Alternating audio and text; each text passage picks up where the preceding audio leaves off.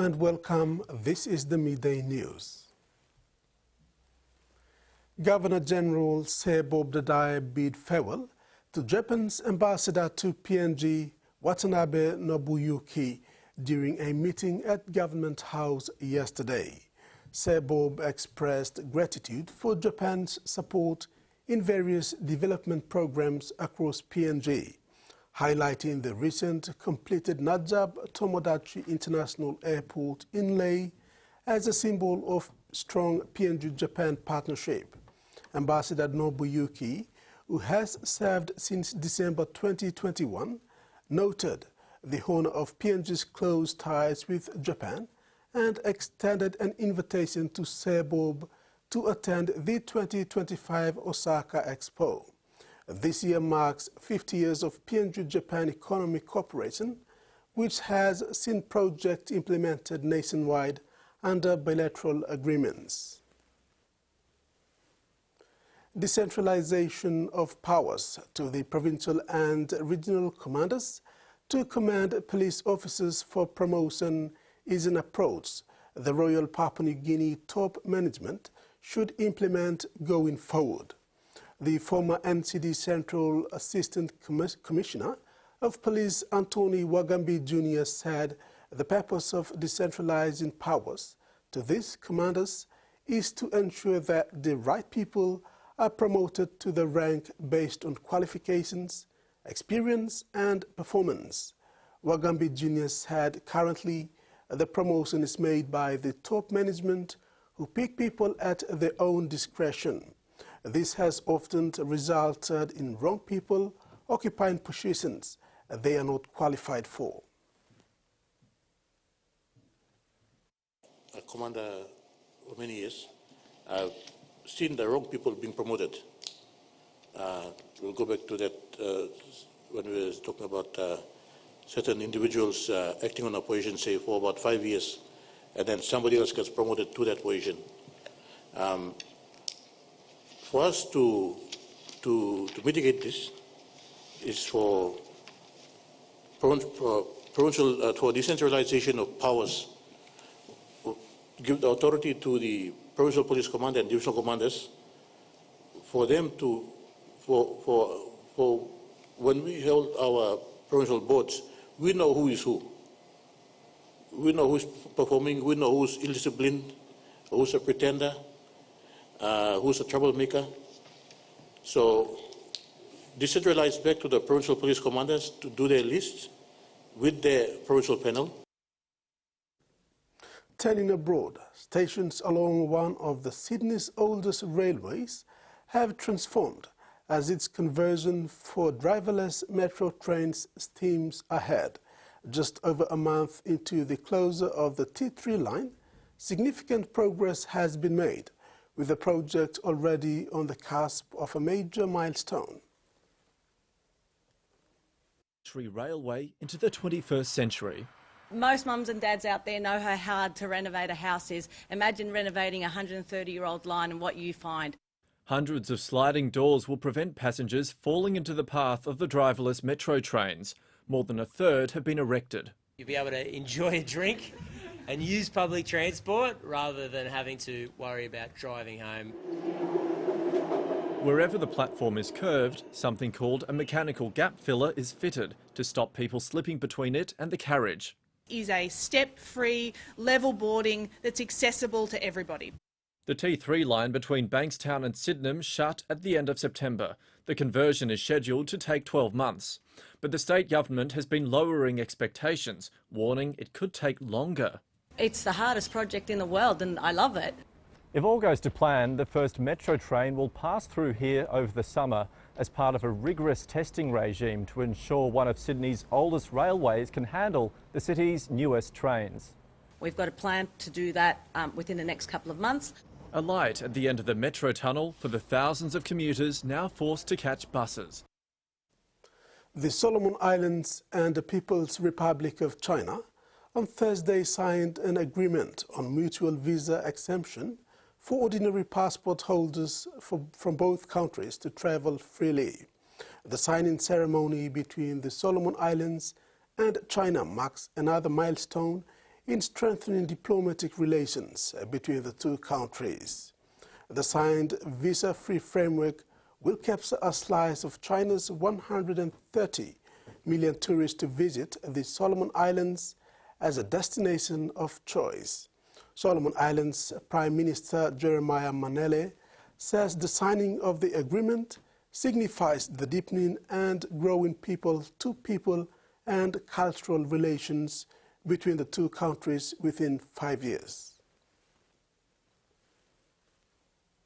The consumer watchdog has approved a deal which will see Chemist Warehouse become the largest pharmacy retailer in Australia.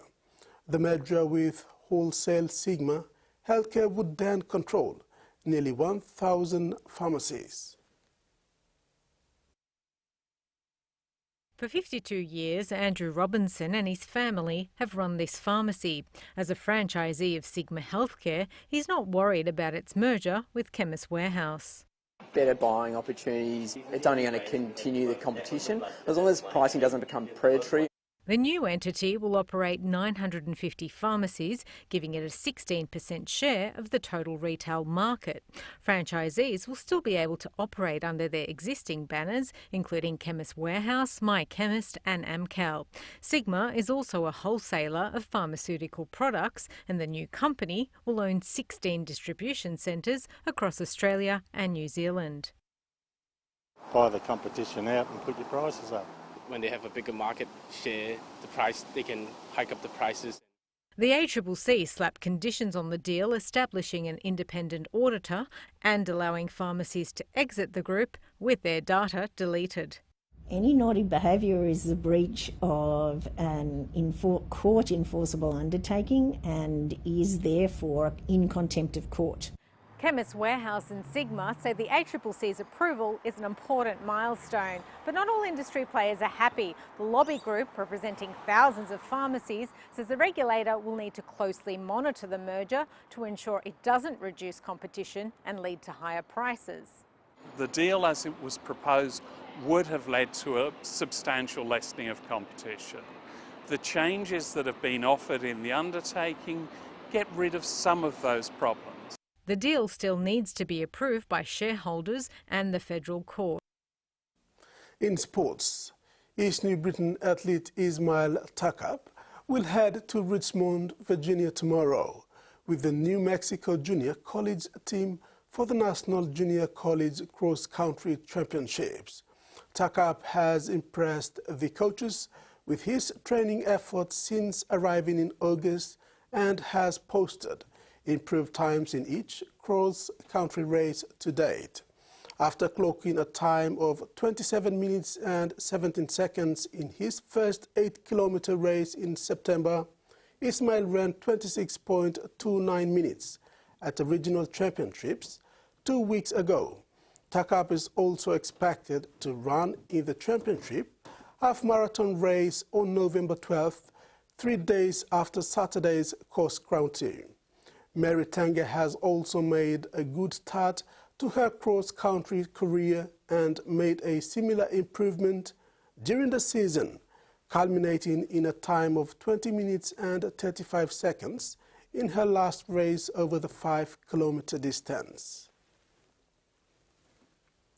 PNG Kumul's duo Nana MacDonald and Lachlan Lamb have both been nominated for the 2024 Golden Boot Award following their stellar performance at the Pacific Bowl Championships. They are amongst 15 other players nominated for the award. The Golden Boot Award is given to the best players in the international sanctioned rugby league tournaments, and for this year's award, PNG Kumul's duo Nana MacDonald and Lachlan Lamb are amongst a host of NRL players. International Rugby League has named 17 best players for the award. While Tonga and England dominated the list, it is a fitting recognition for the Kumul's duo. Lamb was instrumental in the Kumul's victory at home last weekend. He crossed the line once and had his hands on the ball in most part of the game. In a clinical performance, he did well in his first outing as captain. Labour just keeping the ball alive. Here's Lachlan M, goes right through. No support inside. He's going to go all the way somehow. Oh, this is a magic play here. In the previous game against Fiji, he was one of the best players on the park at the HFC Stadium. Fellow Golden Boot nominee Nene McDonald is the main man behind the Kumuls' wins. He grabbed the Player of the Match award in Fiji and backed it up against Cook Islands in Port Moresby. His newfound position at fullback has caught the attention of coach Jason Demetrio, who nominated him for a return in the NRL. Both McDonald and Lamb are on big odds to win the Golden Boot. No PNG in history has won this award before, and it would be a remarkable achievement for themselves and PNG Rugby League should they win the award. The promotion relegation match against New Zealand Kiwis on the weekend is such a big game for the duo. Helping the Kumuls to victory against this NRL giant would increase their chance of winning the award. The New Zealand Kiwis captain James Fisher-Harris last won the award in 2023 Pacific Championships when his side claimed the Pacific Cup title against Australian Kangaroos. Port Moresby will host the FIFA World Cup 26 Oceania qualifiers from November 14th to 17th. Group A countries PNG, Fiji, Solomon Islands and New Caledonia will participate in the qualifier. New Caledonia were the standout performers on the first day of action in Group A matches last month in Fiji. As qualifying resumes, they look to seal a place in the semi-finals. New Caledonia came away with the 3 points they were desperate for, with a solid 3-1 victory over Papua New Guinea.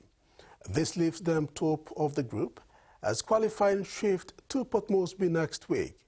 New Caledonia will have to secure a win over Solomon Islands in their first match, as they did in last year's Pacific Games, and they will be all out through to the semi-finals in New Zealand next year. And that's our news update. Join us for more at 6 p.m.